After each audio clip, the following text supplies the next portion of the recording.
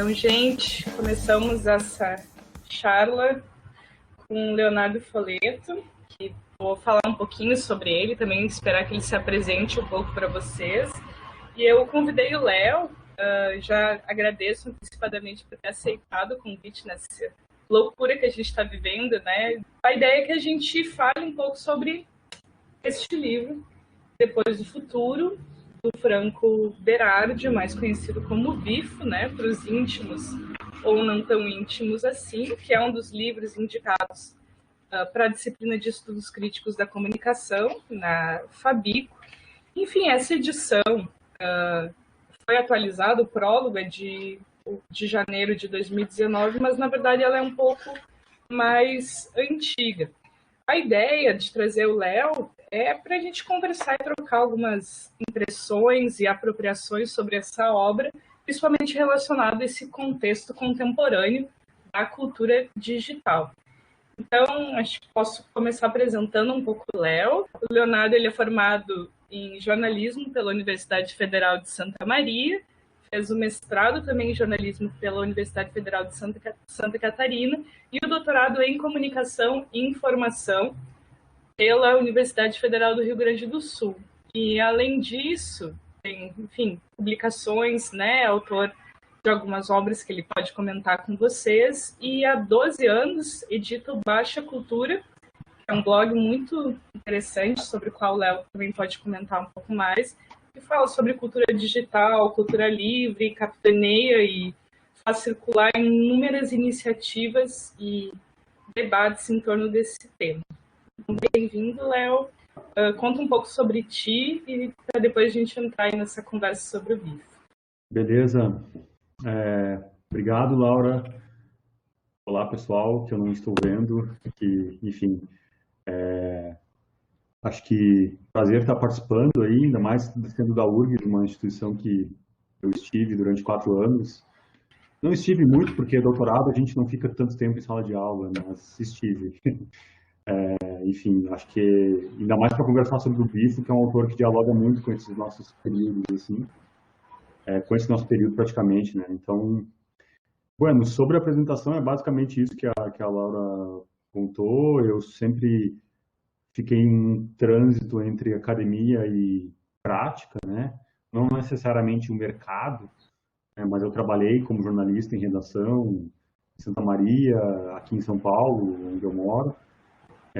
Enfim, antes de ter ido descoberto pro lado da cultura digital, assim, que é a relação da cultura com a cultura digital, né? Com o digital, a tecnologia.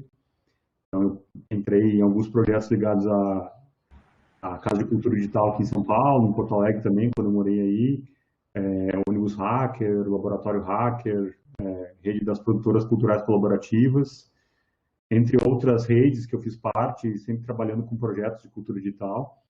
E o Baixa Cultura, né, que é o projeto principal que eu tenho, faz 12 anos.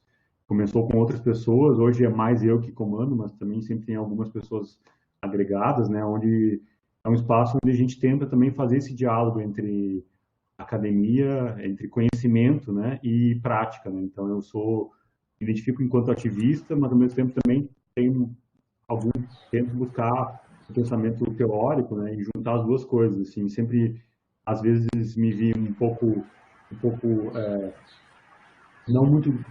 melhor, deslocado um pouco na universidade, porque justamente sentia falta da prática, da questão mais, uma posição mais ativista. Por outro lado, dentro da posição ativista, onde eu me encontro mais, também sinto falta, às vezes, de uma posição teórica, né? E aí eu fico nesse meio, no lugar entre uma coisa e outra, assim, trazendo uma coisa e trazendo a outra, né? E hoje, atualmente, eu trabalho numa universidade, né? Trabalho na USP, aqui no Lapicidade, que é um laboratório de direito da cidade. Trabalho na comunicação, né? Sou coordenador de comunicação. Então, também fico fazendo essa parte, essa ponte entre a academia e o conhecimento prático. A gente tem o Lapicidade tem um projeto muito de trabalhar com divulgação científica, né? Então a gente tem um conteúdo muito forte, tem site, tem redes sociais, a gente produz bastante texto com fins de incisão no debate público, né? Especificamente sobre cidade, mas também envolvendo tecnologia. Então é um pouco o lugar que eu me encontro hoje. né, aqui para poder falar um pouco com vocês sobre o BIFO também, né? Acho que é por aí, para começar.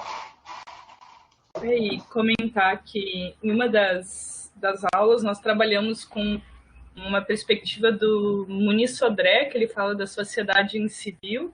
Está lá linkado o Lab Cidades para o pessoal conhecer, está bem relacionado Legal. com a perspectiva dele. Então, quem quiser aí tiver interesse também pode dar uma procurada, enfim, fuçada no site, que tem bastante coisa para a gente pensar em relação à cidadania, direito à cidade e comunicação também.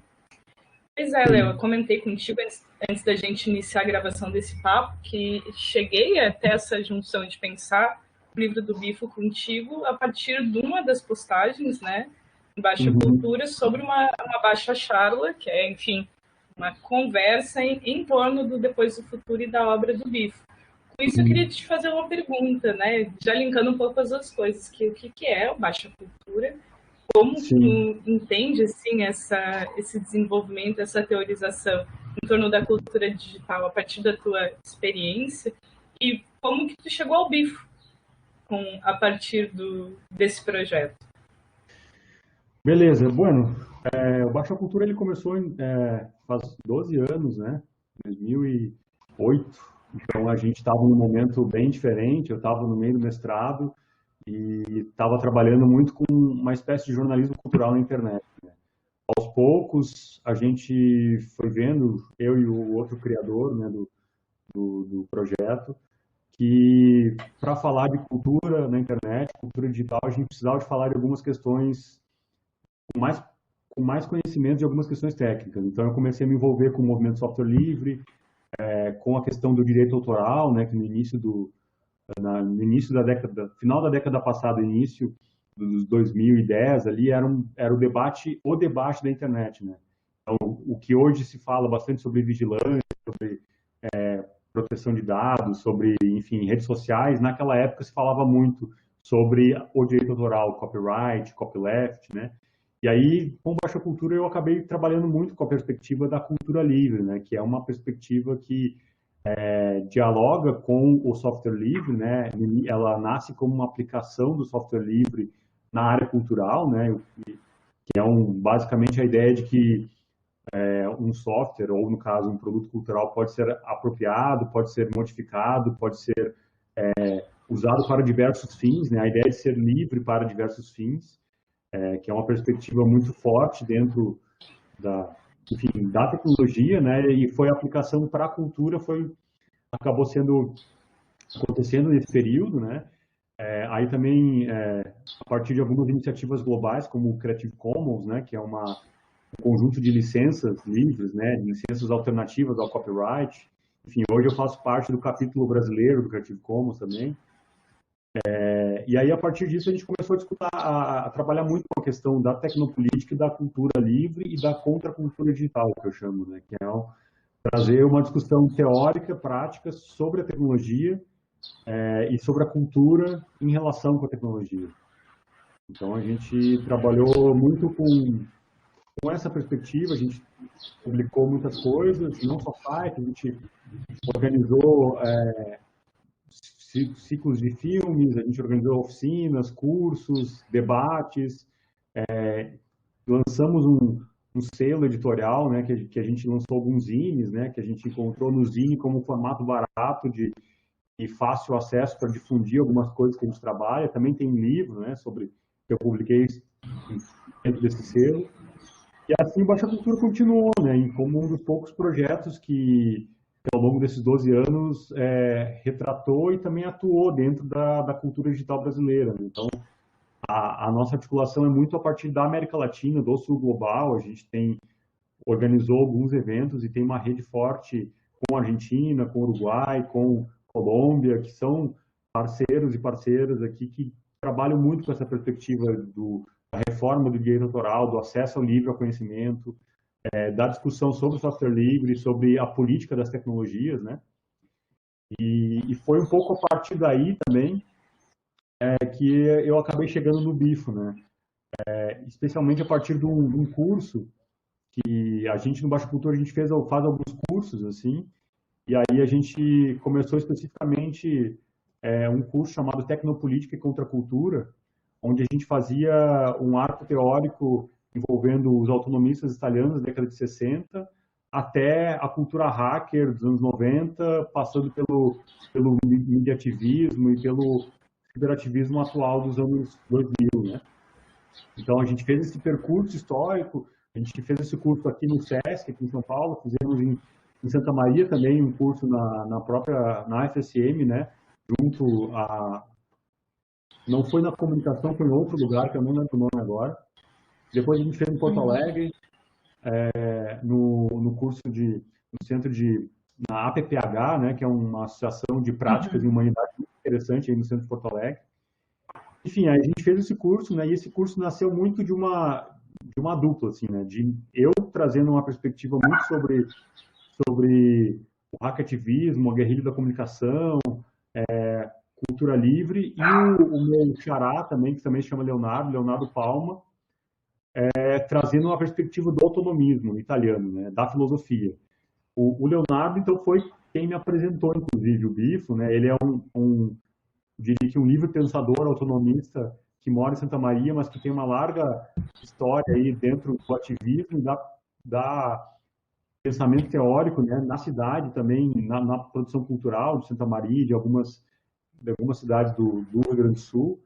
Ele é um cara que conhece muito a obra dos italianos da década de 60, né, especialmente dos autonomistas, né, que existiu na Itália, né, um movimento chamado autonomismo italiano, né, depois chamado assim, que meio que surgiu a partir do maio de 68, um pouco antes, né, assim como na França, mas na Itália, a partir das universidades, que juntou o pensamento universitário com o pensamento das fábricas, né, e aí acabou formando muita gente, muitos pesquisadores, muitos filósofos, né, entre eles o Antônio Negri, que é hoje um pensador conhecido da esquerda, né, enfim, talvez o principal, mas o Bifo também, né, que é o Franco Berardi, que é um cara que participou dos movimentos, né, lá na Itália dos anos 60, e ao mesmo tempo é um cara que estudou com Deleuze, Guattari e outros filósofos franceses no tempo que ele foi exilado na França. Então ele conseguiu juntar um pouco as duas coisas do ativismo com a parte teórica, né? E foi a partir daí que o Leonardo me apresentou o Bifo, assim, ainda quando ele não tinha muita obra publicada no Brasil, né? Hoje, felizmente, já existem 3 livros recém-publicados, né, no Brasil do Bifo. E a partir daí eu comecei a descobrir, ele algumas coisas em espanhol dele, ele tem mais de 15 livros. Então ele acabou tendo, enfim, tem uma larga trajetória desde o final dos anos 60 até hoje, né?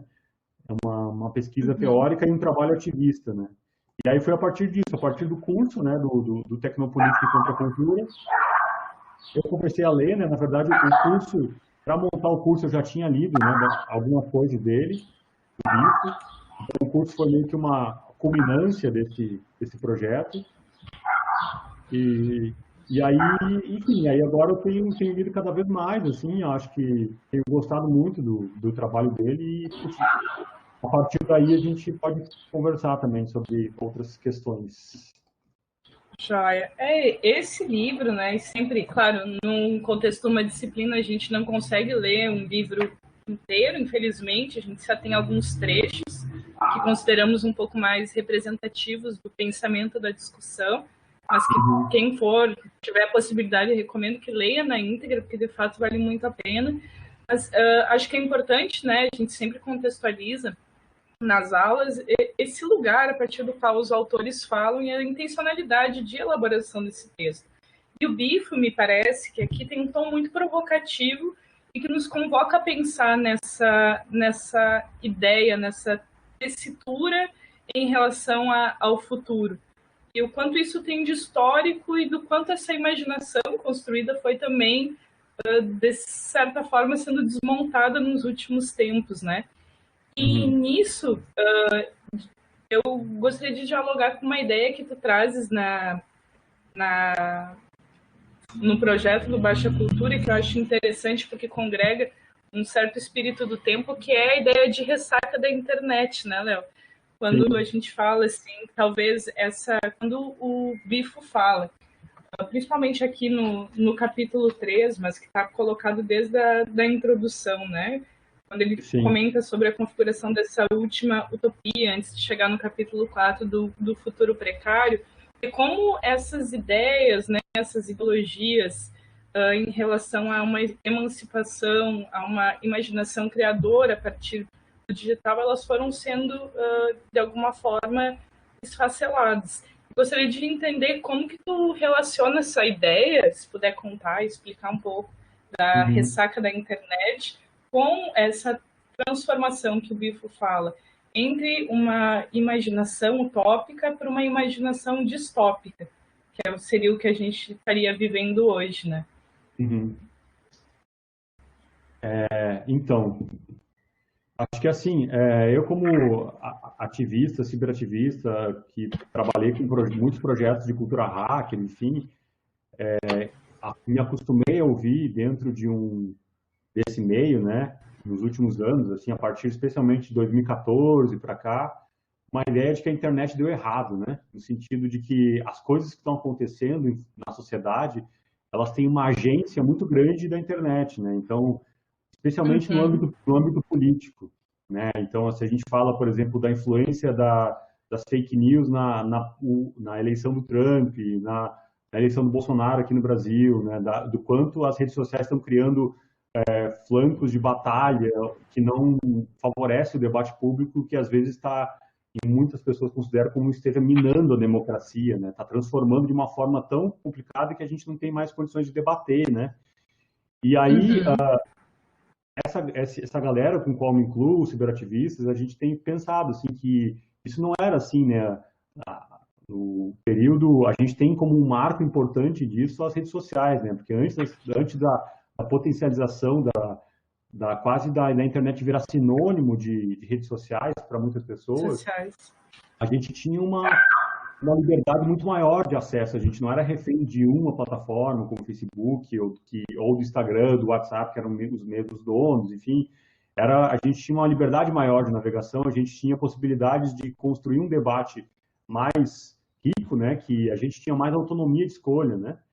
E aí a gente começa a perceber com uma cada vez mais acrescente potencialização da tecnologia digital com as redes sociais, particularmente com o Facebook, mas também com a ascensão do streaming, né, que vai minando o download, né, o baixar arquivo, né, ou quando comentei no início do Baixa Cultura, a gente falava muito de download, por isso o nome propriamente Baixa Cultura, né. Eu ainda faço isso, ainda baixo o torrent, baixo o arquivo direto, mas essa prática que era muito comum na internet, que era a prática principal, ela se tornou cada vez menos frequente por conta da ascensão do streaming, né? Enfim, Spotify, Netflix, do streaming e das redes sociais, né? Que o que eles fizeram, elas fizeram de alguma forma, foi a algoritmização, né? Onde tu perdia um pouco a autonomia de poder escolher as coisas e às vezes dava mais trabalho, escolher uma música, escolher um filme e baixar a legenda. Agora estava tudo à disposição para te escolher, tu só simplesmente paga uma taxa e está tudo colocado dentro de uma plataforma, né? Só que isso tem muitas perdas, né, no sentido de escolha, né, de autonomia mesmo, só vai ter acesso ao conteúdo que é produzido, que é curado pelo Spotify, que é curado pelo Netflix, pela Amazon Prime, enfim, né? Isso faz com que mine um pouco as escolhas, né? E faz com que a gente passe a ter uma navegação na internet cada vez mais voltada dentro de jardins murados, né, que a gente chama, que são jardins fechados controlados por empresas, especificamente, né? E não era assim, né? A gente, no início da internet, nem só no início, mas até ainda existe hoje, né? A gente tinha escolha, a gente podia baixar uma música, a gente podia escolher, não precisava postar numa rede social, não precisava acessar um streaming para consumir cultura, para produzir, né? Então, essa série de fatores, né, esses dois principais, assim, fez com que criasse essa ideia de que a internet não deu certo, ou de que está minando a nossa democracia, de que está nos tornando cada vez mais vivendo em sociedades vigiadas por empresas privadas e governos, né? E faz com que a gente tenha uma espécie de uma ideia de ressaca da internet, né? Que eu trabalhei a partir de um texto em 2018, já faz um tempinho, que era justamente tentando condensar essa ideia de que a internet, ela no início, ela condensou muitas das nossas ideias de libertação do ser humano, né? A gente poderia participar, a gente poderia ter democracia direta, a gente poderia, enfim, acessar todos os conteúdos do mundo, a gente poderia publicar, todo mundo poderia ter acesso a tudo, né? E aí o que a gente tem visto nos últimos anos, em função desse processo de algoritmização, é cada vez mais um controle privado e ascensão de discursos machistas, extremistas, né, de todos os lados, né? E a gente vê o quanto a agência da internet, né, o papel da internet nesse momento da sociedade que a gente vive é muito importante.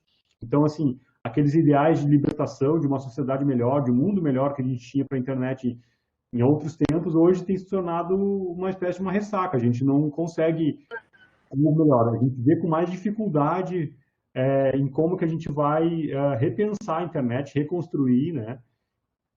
Então, acho que tem um pouco disso, né, da ideia da ressaca, né? Ela é uma articulação, enfim, de muitas pessoas que têm pensado sobre isso, né? De quanto os ideais de libertação na internet foram se minando, né? E foram nos colocando na situação que a gente vive hoje, né?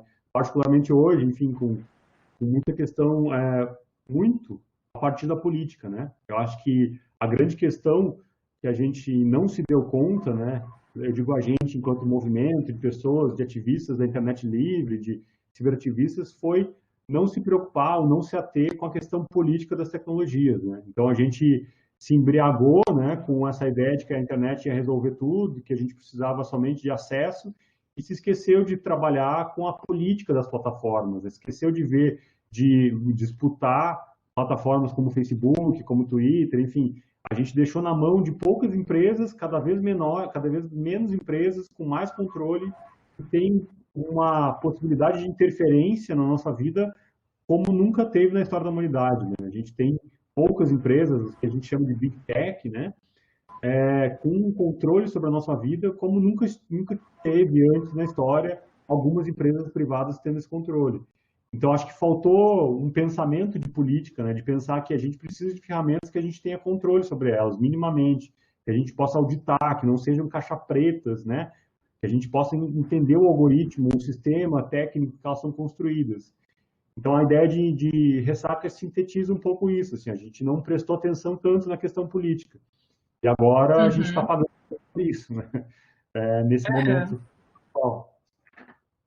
E é legal, Léo, porque essa ideia da ressaca da internet captura um pouco esse espírito do tempo, do qual fala o Bifo, principalmente quando acho que é importante prestar atenção, né, numa leitura, acho que inaugural do livro, que é justamente essa mudança de uma noção de futuro, né?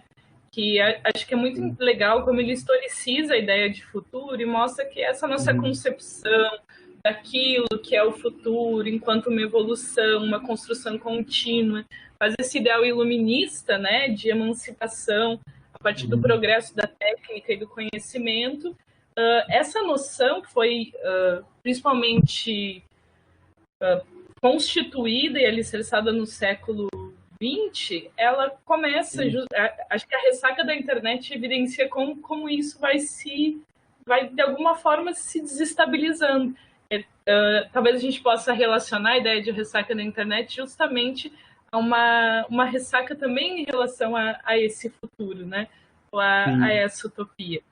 E queria também te ouvir quando ele fala, porque ele traz uma mudança que, ao meu ver, é quase epistemológica da forma de enxergar o futuro.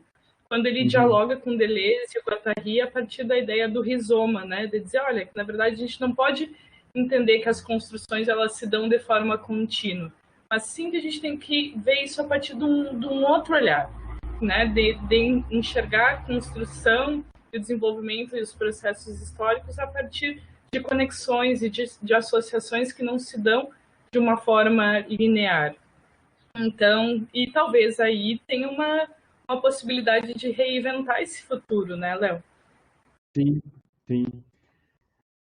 Eu acho muito boa esse texto do Bifo, né? Eu particularmente eu gosto do livro Depois do Futuro, justamente porque ele, enfim, além da questão metodológica, né? Porque é um livro que ao mesmo tempo ele é um livro informativo, um livro teórico, tem filosofia, mas tem semiótica, tem arte, tem história, tem, enfim, tem um monte de coisa misturada. Eu acho interessante trazer todos os elementos possíveis para discutir uma questão específica, né? Acho essa forma interessante, ela não se prende a um campo do pensamento, né?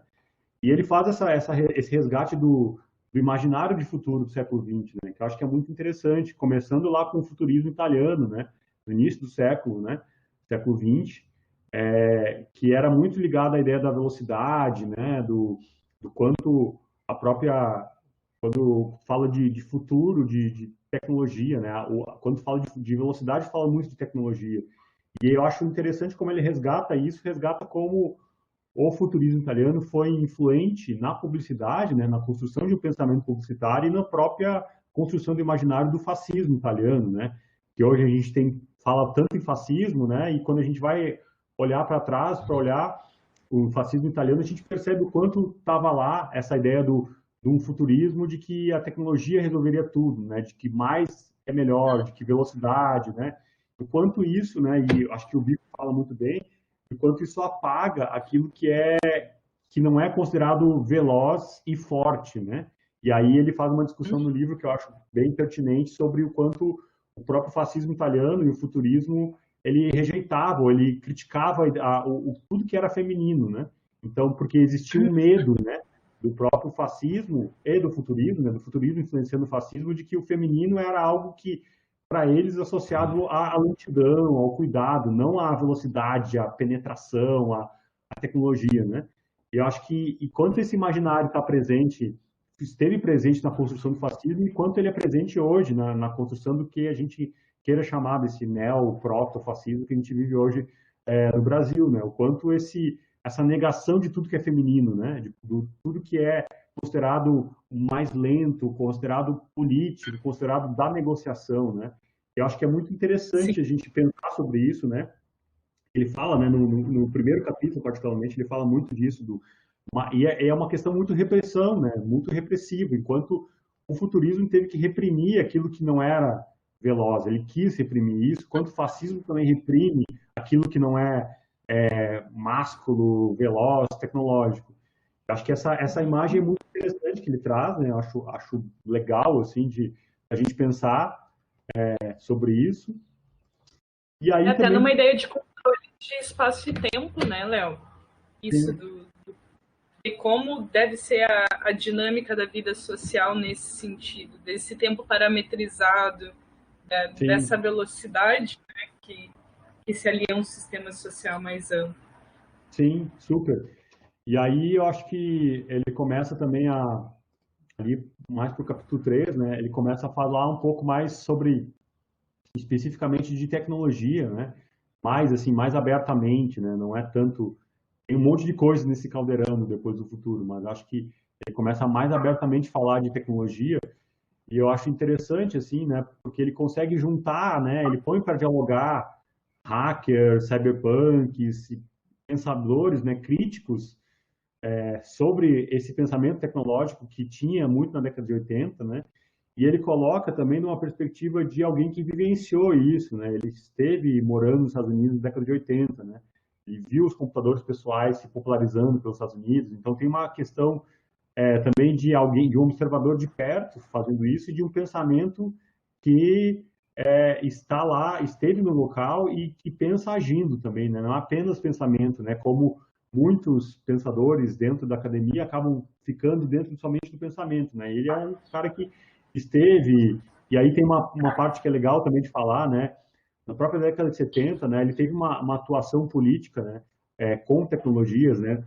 Particularmente com a rádio, né, com o coletivo Atraverso e a Rádio Alice, né, que era uma rádio, enfim, livre, né, onde na Itália, né, onde tinha uma programação livre, onde ela toda funcionava a partir de operações quase legais, digamos, né, onde as coisas eram transmitidas a partir de instrumentos construídos por eles, né, ou pego de outros lugares, os próprios sistemas técnicos que transmitiam as rádios, né, e transmitiam um conteúdo muito interessante, muito de vanguarda, muito político, mas também muito cultural, né, trazendo muita música interessante, enfim, muita coisa que não tocava nos rádios tradicionais, né? E a ideia dele foi justamente pensar a técnica, nesse momento, exemplificada pela rádio, como um instrumento político, né?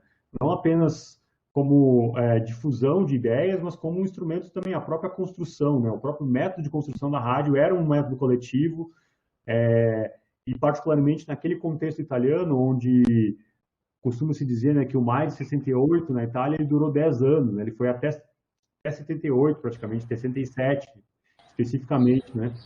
Então era um contexto de muita efervescência cultural, muita efervescência política, de ascensão do pensamento autonomista italiano, né, que também tinha essa visão muito da prática também, né? Mesmo Antônio Negri hoje, que é um filósofo, alguém mais da parte teórica, mas naquele momento tinha uma atuação política enquanto professor, enquanto agitador cultural, né?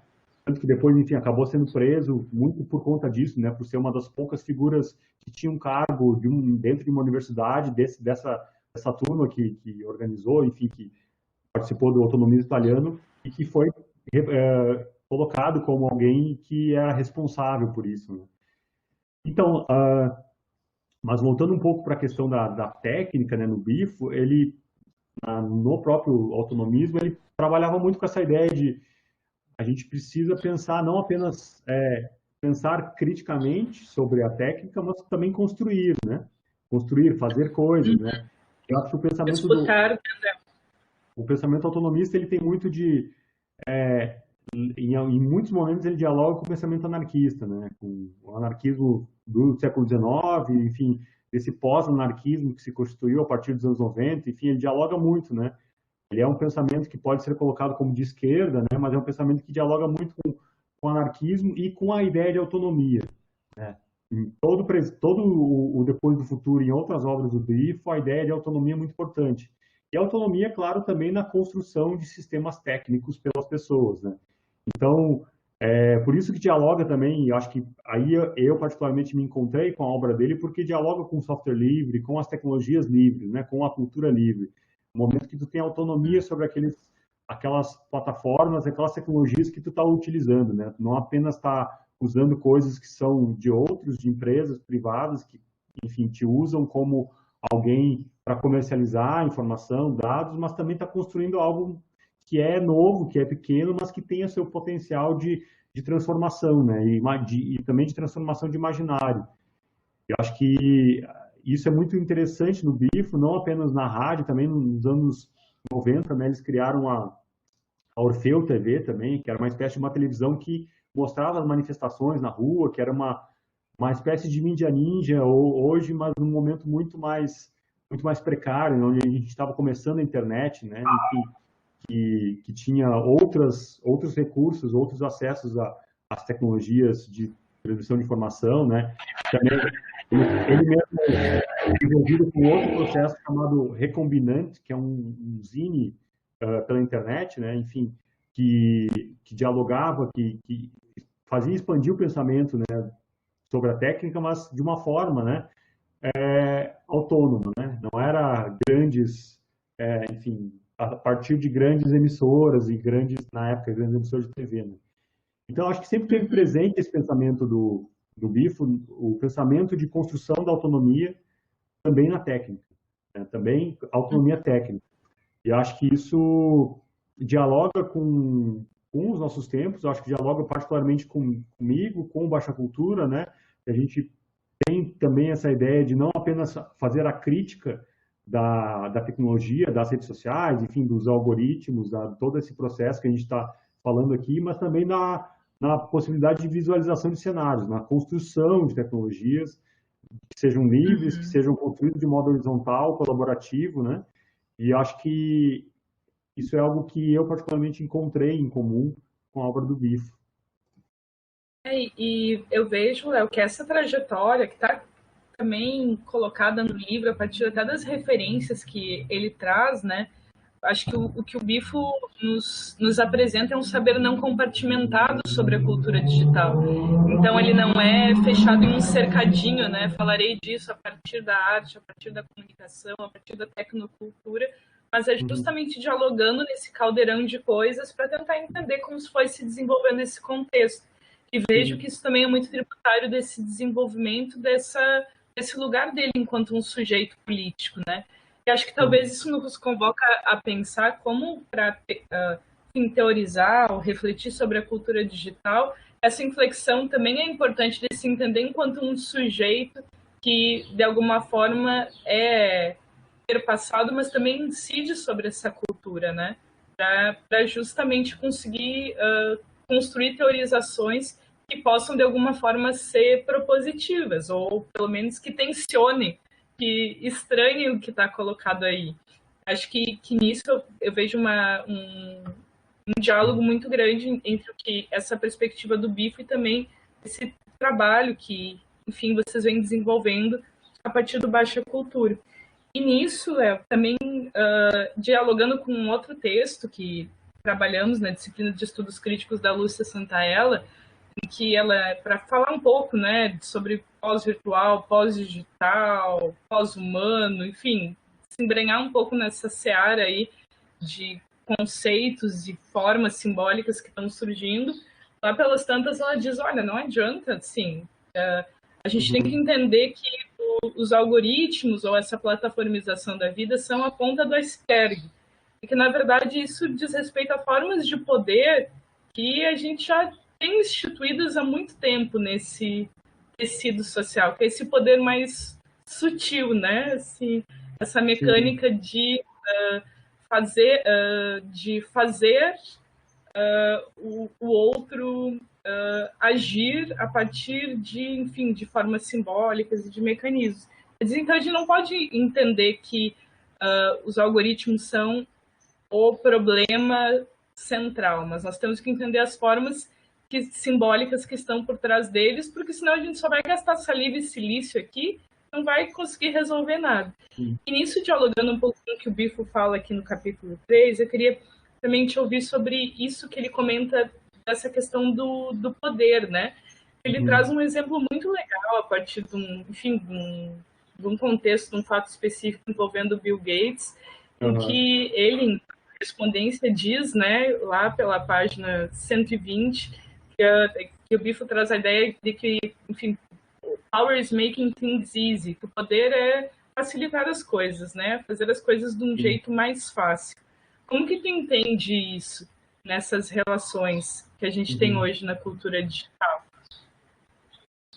Olha, acho que essa é uma parte interessante que aborda mais precisamente a questão técnica, que na verdade é isso que a gente está acessando, né? Então, por exemplo, por que que o Facebook e o Google, para citar dois exemplos que todo mundo de alguma forma tem relação, acessa, por que que eles são dominantes hoje? Por que que são empresas que têm mais, enfim, tem mais poder do que muitos estados, né, ao redor do mundo?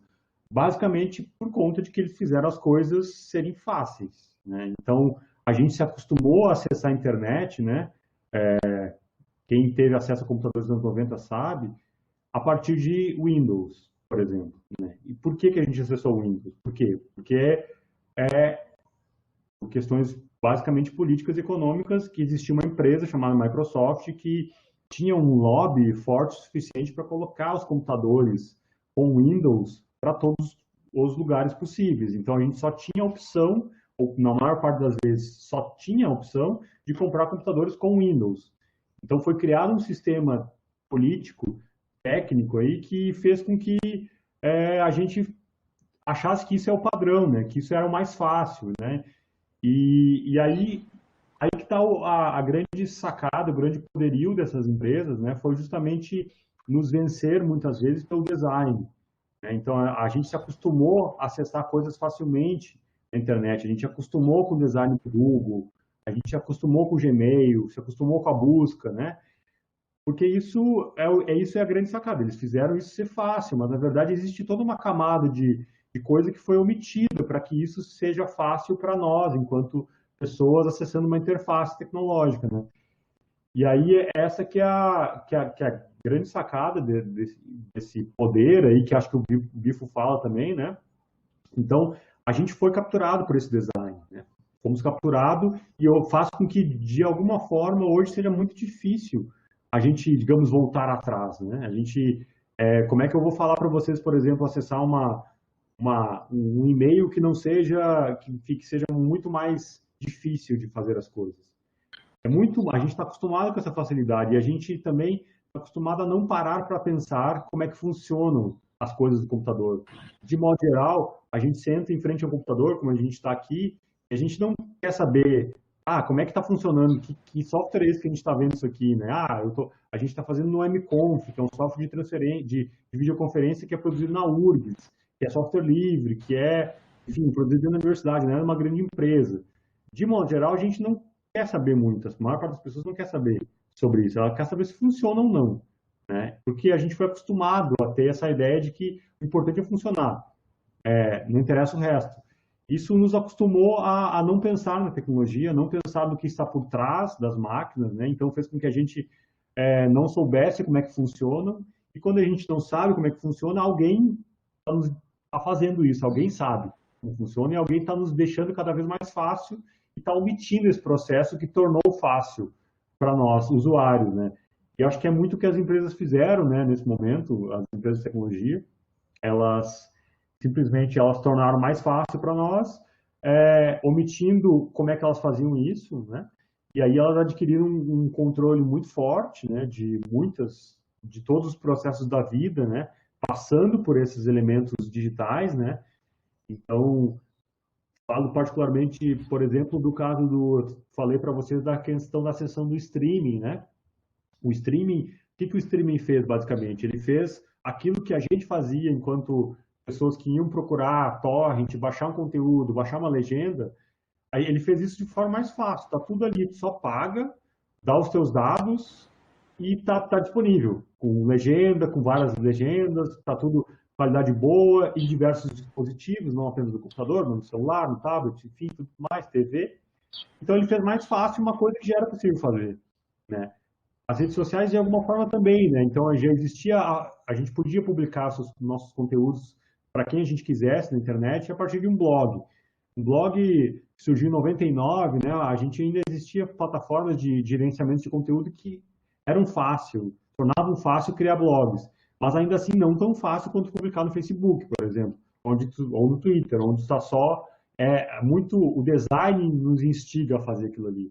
Mas para ser fácil assim para nós, tem toda uma camada de uso e apropriação de dados, né? E que muitas vezes esse uso e apropriação de dados não nos foi noticiado de que seria usado para comercialização e para monitoramento das pessoas, né? O que é que a gente está acontecendo hoje, dentro dessa ideia que a gente chama de capitalismo de dados, né? Que é justamente esse uso do tempo que a gente passa nas plataformas, na internet, e os cliques que a gente dá. Todos esses momentos, esses movimentos, eles são guardados, eles são quantificados e viram informações que essas empresas utilizam para lucrar em cima disso, né? Basicamente, e que é o que a gente está vivendo hoje, assim, né? Todo o tempo que a gente passa no Facebook, todo clique que a gente dá é monitorado para que cada vez mais as ferramentas de fornecimento de publicidade sejam mais precisas e que a gente compre mais, né? E que seja cada vez mais, todo movimento seja comercializado. Isso tudo começou com tornar as coisas fáceis, né? Isso que as tecnologias fizeram, as tecnologias dessas grandes empresas, né? E aí é muito difícil também eu falar para vocês, né? Como é que a gente combate isso, né? Como é que eu vou deixar de usar um streaming se eu chego, sei lá, cansado de 10 horas de live, de videoconferências, eu não quero baixar, eu não quero ficar 5 minutos baixando alguma coisa na internet, eu quero simplesmente apertar um botão e aparecer um filme para mim ver, uma série e pronto. Então, é um argumento muito tentador. É muito difícil ir contra isso. Como é que tu vai construir um sistema tão bom, tão fácil, mas que não tenha toda essa camada de comercialização de dados, de vigilância? É o impasse que a gente vive hoje, né? Acho que a gente não... a gente está tão acostumado com essa facilidade que é muito difícil de falar para nós, né? Eu falo para vocês, para todos nós, né? Tipo assim, voltar atrás, né? Não, não acesse o Google, não acesse o Facebook, agora a gente vai publicar no blog, na mão, sabe? É difícil. Então, o que eu penso muito a partir também do que o Bifo fala, né, da questão da ação mesmo, né, de propor alternativas, né. Primeiramente, simplesmente pensar sobre essas tecnologias e objetos que a gente usa já é um primeiro passo. A maior parte das pessoas não faz isso. Pensar no que eu estou publicando numa rede social, pensar no porquê que eu estou fazendo isso, por que eu não estou fazendo isso num espaço que eu tenho autonomia, que é meu, que é um site, enfim, que é um blog, já é o primeiro passo, né?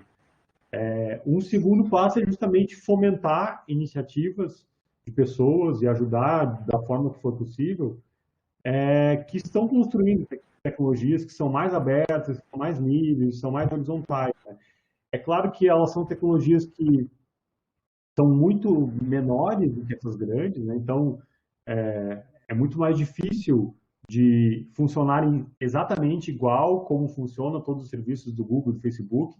Mas, por exemplo, para citar um caso que eu acabei de falar, né, a gente está usando, eu e a Laura aqui, o sistema de videoconferências da URGS, que não é o melhor possível, mas é o MConf, que é um sistema desenvolvido dentro da universidade, a partir de uma empresa que surgiu dentro dos cursos de computação e que, enfim, gera riqueza local, né? Tem pessoas trabalhando que surgiram a partir da universidade. A gente não está mandando bilhões enfim, de reais em licenças, milhões, para outras empresas. É claro que para a gente adaptar isso para outras coisas, demora, né? Acho que tem toda uma questão de como é que a gente vai fazer com que o MConf funcione tão bem e dê conta de toda a universidade. Então, a gente acaba tendo que usar plataformas privadas. Mas eu acho que essa pequena resistência que existe de ferramentas como o MConf, como o Jitsi também, que é muito utilizado para videoconferências, que é uma plataforma livre, e como outros que tem ao redor do mundo, construídas de modo pequeno, né? Acho que elas são uma forma de combater, de mostrar que é possível fazer sem invadir a privacidade das pessoas, com um monte de anúncios, enfim. Acho que eu gosto de fazer a relação, é como se a gente estivesse consumindo um produto que é orgânico, né? Não é um produto industrializado, né? O MConf é um software orgânico, como se estivesse consumindo um alimento que é orgânico, não é um alimento industrializado. Então a gente sabe de onde é que vem, sabe quem produz, tem o um mínimo de conhecimento das pessoas, dos dados, de como é que funciona, né? Isso faz com que a gente torne o nosso consumo de internet também algo político, né? Ótimo. E acho que aqui já se relaciona, né, Léo, fechando um pouco essa ideia do poder, acho que os exemplos que tu trazes até do streaming mostram muito essa ideia do bifo, que o poder é simplificar, né? De tornar as coisas fáceis e denunciar um poder coercitivo, que é o discurso dos quais se valem muitas das plataformas para dizer, olha, não, a gente não obriga ninguém. Ali o nosso buscador, né? Se a pessoa não quiser usar o Google que está lá pré-instalado no seu celular, Android, pode buscar outro, mas é que as pessoas gostam. Então, não é pela coerção, mas pela estimulação. E cabe a gente ter uma postura muito ativa e vigilante para também conhecer e buscar outras formas, né? Mas nisso, eu acho que tu já avança para um ponto do livro que me parece muito interessante. Ele tem frases e trechos que são geniais, assim, né? Que dão, sei lá, matéria para a gente ficar uns 3 dias pensando, assim, para tentar assimilar. E uma ideia que eu acho muito impactante, quando ele traz lá na página 130, quando ele diz, olha, o futuro não depende mais de nós. Né? Essa construção e a provocação que ele traz de como essa racionalidade técnica, né, como se a técnica fosse o protagonista dos processos sociais, nos aparta de uma ideia de futuro mesmo, né, de disputar, de dizer, olha, então, na verdade, inclusive, as nossas projeções de futuro a gente está jogando para mecanismos e lógicas técnicas nos colocarem, né, tanto em termos talvez individuais, mas sobretudo de políticas, de construção de formas de vida, como se fossem possíveis essas formas técnicas de determinar as melhores opções por si. Sim. Tem um trecho aqui, eu estou com um livro em mãos aqui, recuperando um trecho dessa página aqui que eu achei bem interessante, eu assinalei vários momentos aqui, né? Eu acho que esse trecho especificamente, ele diz bastante, né? A quantidade de informação hoje que circula entre os diversos pontos da rede é superior à quantidade de informação que pode ser conscientemente elaborada e, portanto, governada por uma vontade política, por mais eficiente que seja. O que acontece? A gente tem tanta informação, tanta coisa circulando que a gente não tem mais controle. Quem está tendo controle são as próprias inteligências artificiais, né, que são controladas por pessoas. Mas a gente escapou do nosso controle e do nosso cuidado também, né? E o que a gente vê nisso é que a gente não tem mais, como ele fala, o futuro não precisa mais de nós, né? Então, quando a gente fala de coisas que tempos atrás seriam de ficção científica, né? Tipo de robôs que vão fazer várias coisas dentro de casa, que a gente vai, enfim, vai ir para Marte e aqui a gente vai ficar, as pessoas que tiverem dinheiro vão para Marte, vai ficar tudo controlado por robô, é algo que está cada vez mais se tornando uma possibilidade, né? O futuro não precisa, a gente perdeu o que ele relata, né? A tecnologia está nos fazendo perder a capacidade de pensar, de ter controle sobre o futuro da humanidade. Isso é uma questão também, né? E aí ele fala também, né, que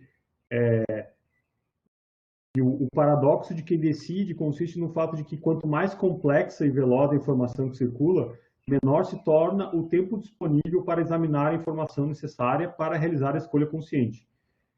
Consequentemente, né, as interdependências entre dados e decisões são cada vez mais incorporadas na linguagem e nas interfaces homem-máquina. E sua execução é confiada em mecanismos sociais despersonalizados. Ou seja, a gente não consegue mais dar conta de tanta informação, então a gente terceiriza isso para máquinas, né? E só que a gente terceiriza para máquinas que são controladas por seres humanos e que têm alguns fins específicos, né? E que são relações despersonalizadas, né? Onde ele chama, né, a carne do trabalho das pessoas, o carbono do nosso corpo que a gente emite não está mais ali, né? E isso é uma crítica que ele faz, que é bastante interessante, por isso ele fala mais lá por final, né? O final do livro é uma espécie de um tom de manifesto, né? Fala muito da questão de resgatar o sensível, né? Para dentro da tecnologia digital, para resgatar o que ele chama de erótica, né? Essa coisa do contato, né? Do corpo, da poesia, né? Tem um outro livro que foi publicado recentemente no Brasil também, ano passado, na verdade, chama Asfixia, né? Que é Capitalismo Financeiro e a Insurreição da Linguagem, onde ele fala muito na ideia da poesia como algo, como saída para essa situação que a gente vive, onde os automatismos, né, onde as tecnologias, elas comandam cada vez mais a nossa realidade. Então, o que ele traz é trazer o sensível, né? O sensível é o contato humano, é a partilha, é trazer o erótico, né? O contato das pessoas, a conversa, simplesmente conviver isso, né? Algo que a tecnologia não consegue fazer e que nós, enquanto seres humanos, precisamos disso, né? Por outro lado, e aí é uma outra questão que ele também, enfim, tem trabalhado, é que a gente vive num momento de pandemia onde toda essa ideia do sensível, do toque, né, da poesia, do presencial, ela é posta em questionamento, onde a gente não pode mais fazer isso. Onde existe um vírus que está à espreita, podendo pegar em nós a qualquer momento, né? Então, como é que a gente pensa no sensível, na poesia, no momento onde a gente não pode estar em multidão, em aglomeração, na rua, com as pessoas, com todas as pessoas que a gente gostaria. A gente vive sozinho ou em pequenas bolhas, né? Então, o BIFO, particularmente, tem sido muito provocado por isso, né? Como é que a gente constrói esse novo mundo, né? Depois da pandemia, porque as coisas estão mudando de uma forma que a gente não dá para dizer que é um antes e depois, né? Do que vai acontecer a partir de agora. E ele tem sido muito provocado por isso, e eu também acho que é uma reflexão interessante, é que como é que a gente constrói tecnologias que são mais sensíveis, né? No sentido de que elas não trazem tantos processos, automatismos que façam com que a gente não tenha controle sobre o que está sendo colocado ali. A gente tem um pouco maior de controle e que tem um pouco de autonomia sobre o que está sendo produzido, né? Que a gente consiga usar a tecnologia não apenas para controlar mais tecnologias, mas também para aproximar, né? E aproximar as pessoas. O que ainda acontece, né? A gente está falando aqui, eu estou falando com vocês, com a Laura, que a gente está conversando por conta da tecnologia que aproxima.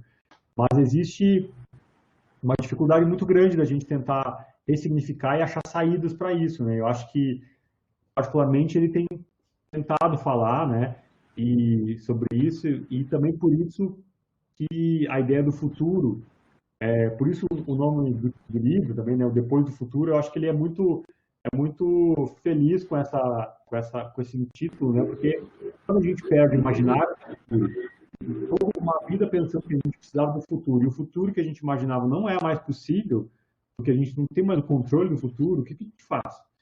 O que a gente faz se a gente não pode mais Uhum. escolher o nosso futuro enquanto humanidade, né? Não enquanto seres individuais? É a grande questão, né? Eu acho que ele aponta alguns caminhos ali no final, né?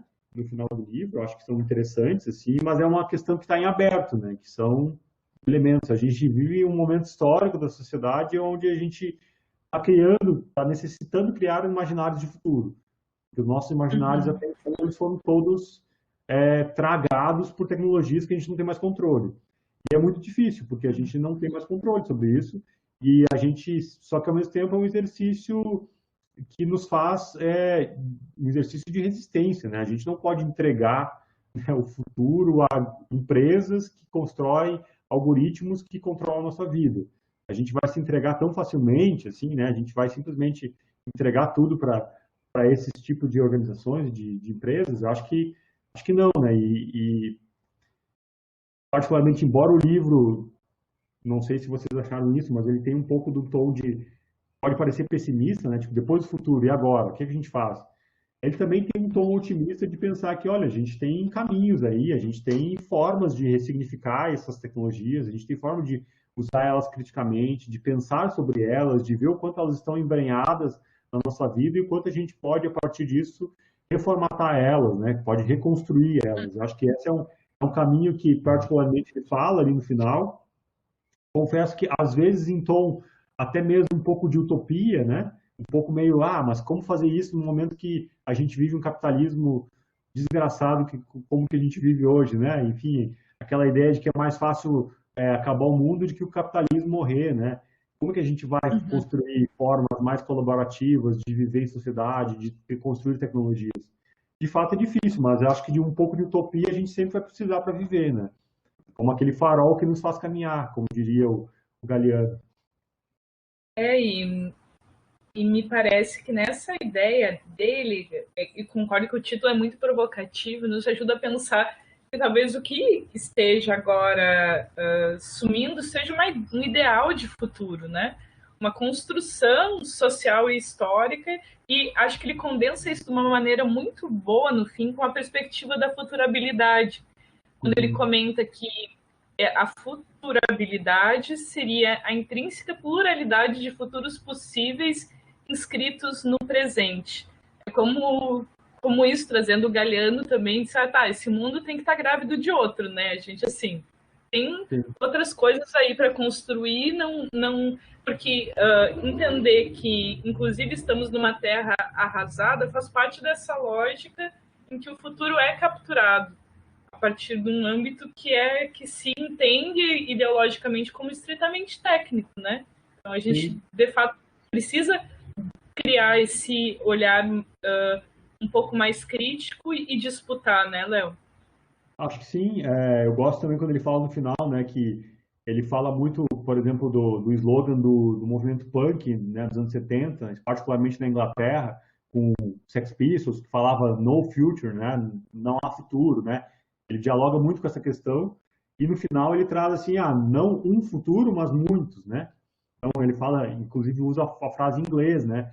Então a gente na ideia de que, tipo, morreu um imaginário, morreu a ideia de futuro que a gente construiu, que foi construída ao longo de muitos séculos e condensada no século XX, mas existem outros, né? A gente precisa pensar pelo lado da possibilidade, que existem possibilidades de a gente construir, né? E eu acho que o fato de pensar, né? Pensar é uma coisa que pensar é verbo, né? No sentido de que é ação, é ação potente, né? Para a gente pensar, já estamos agindo e Uhum. isso é uma potência de uma construção muito forte, assim. Então, quando a gente começa a pensar sobre futuros novos, eu acho que isso já é uma potência forte, né? A gente só consegue realizar a partir de um pensamento, né? E acho que assumir essa crise, de alguma forma, que a gente vive hoje, seja em função da pandemia, seja em função da ascensão do fascismo global, seja em função da influência da tecnologia na propagação de discursos de ódio por aí, né? Assumir essa crise como um horizonte, né? Como uma ideia de que, beleza, estamos nessa crise, vamos pensar o que a gente pode fazer a partir daí. Às vezes parece muito difícil, né? Às vezes parece muito difícil pensar, mas eu acho que se a gente ficar negando também, é pior, né? Acho que isso vem desde da psicanálise lá, desde Freud, de Jung, que falam muito da ideia de que aceitar as coisas nos transforma, né? E mais do que ficar negando, né? Enquanto a gente nega, a gente fica submetido a essa crise, né? Então, se a gente aceitar que, beleza, estamos numa crise, estamos num momento de repensar futuros, as coisas não vão vir facilmente, mas pelo menos a gente está assumindo uma posição diferente. E essa posição diferente pode fazer a gente agir, né? Pode a gente fazer agir e pensar, né? Criar um corpo potente de ação que vai desembocar em coisas que a gente nem imagina, mas que são importantes, né, para a gente seguir. Ótimo. E vejo que talvez na nossa fase de entendimento e de vivência desse contexto cultural, a gente ainda esteja nessa fase um pouco do diagnóstico, né? De entender, bom, onde estamos, onde nos metemos, onde nos meteram, ou as duas coisas, e quão fundo é esse buraco, né? E que é importante para que consigamos, de alguma forma, pensar nessas saídas, mas não isso, né, Léo? Acho que o Bifo, com essa ideia de que depois do futuro existe um depois, que a futurabilidade, essa condição de possibilidade, nos coloca a possibilidade de imaginar. Acho que essa tua ideia do pensamento enquanto uma ação potente é muito forte, né? É isso, assim, se a gente pensa, a gente está refletindo aqui sobre isso, compartilhando com outro conjunto de pessoas que também vão estar pensando, isso de alguma forma já é um embrião de ação, né? Sim, sim, eu acho que sim, né? Acho que exatamente a gente tornar o pensamento como algo necessário, como uma sobrevivência para nós. A gente precisa pensar, a gente pensar e agir, né? Agir a partir do pensar também, né?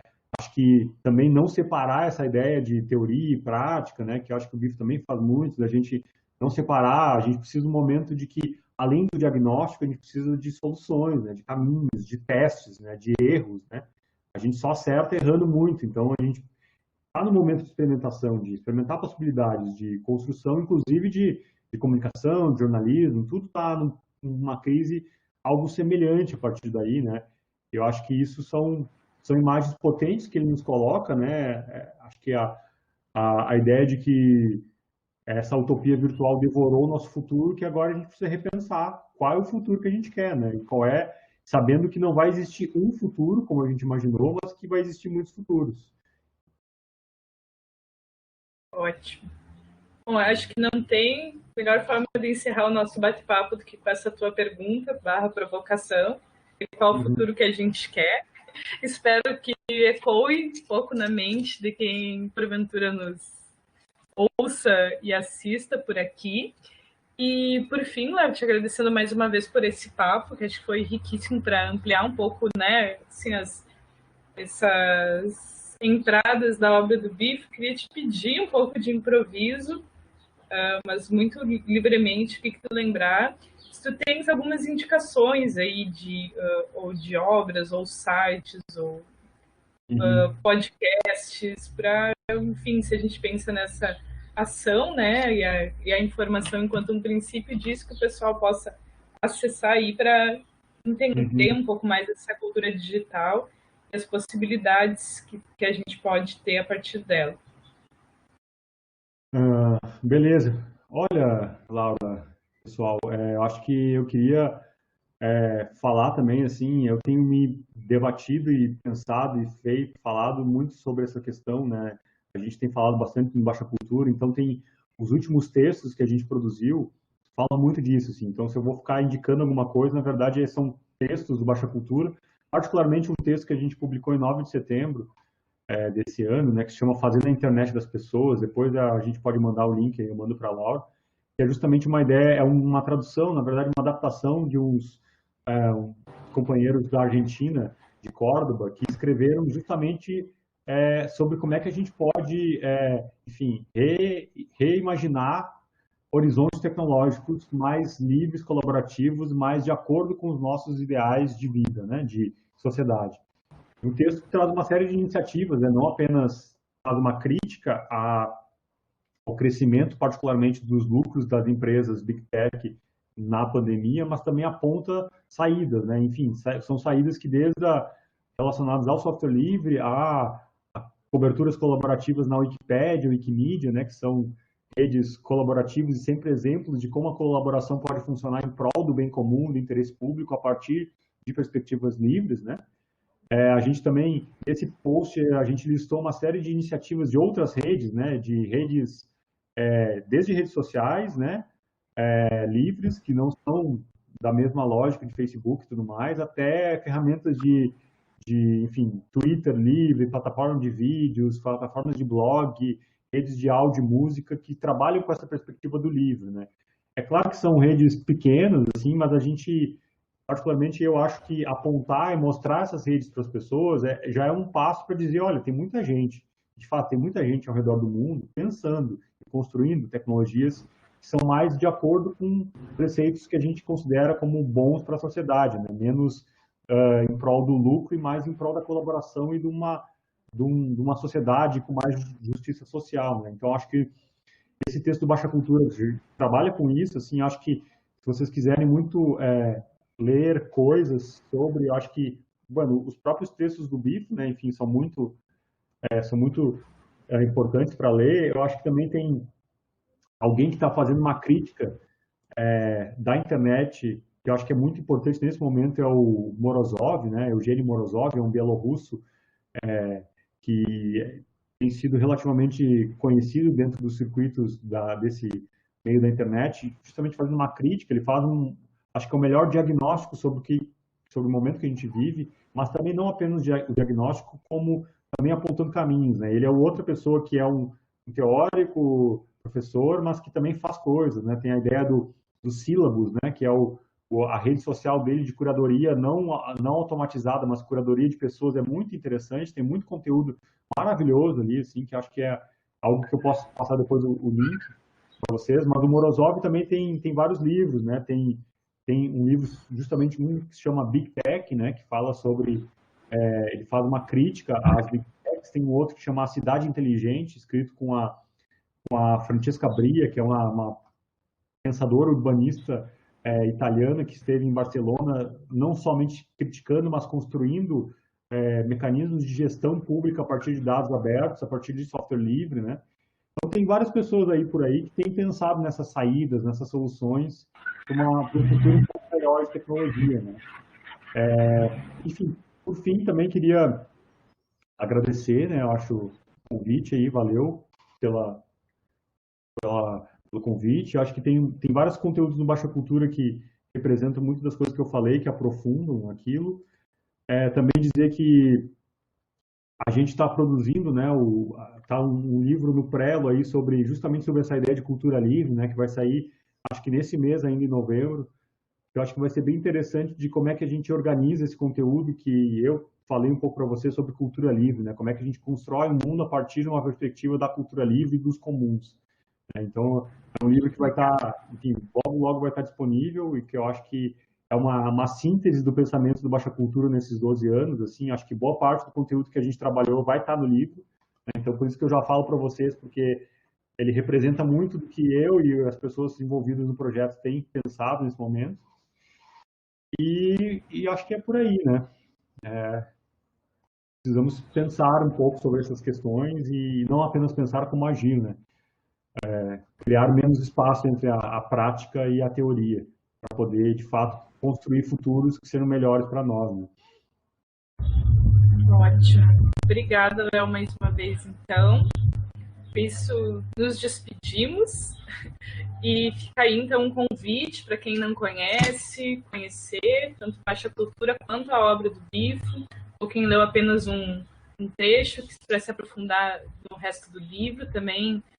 Em relação à aula, está linkado especificamente Baixa Cultura e o texto em que o Léo explora um pouco, né, esse livro. Então convido vocês a lerem, porque acho que aí saem várias bifurcações muito interessantes para pensar essas possibilidades de ação.